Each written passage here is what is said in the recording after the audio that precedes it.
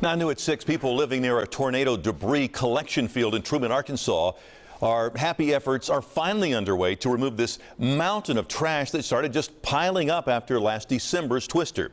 As WRG's Shay Simon reports, there are plenty of questions about why it's taken so long to address cleaning up the smelly health hazard.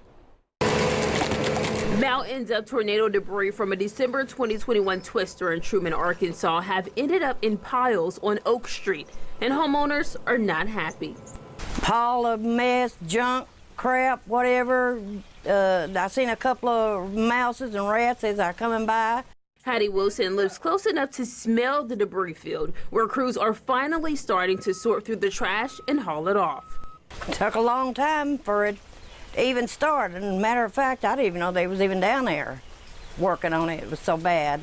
This mess started piling up soon after the December 10th tornado, getting bigger and bigger by the day, with garbage often being blown down Oak Street. We were hoping for it to be cleaned up pretty quick, but it's been crazy. It's gotten to where it has almost overtaken that end of the road down there. Truman's mayor had requested debris be removed from private property by March 31st, but then announced the site would close March 1st because it had become unmanageable.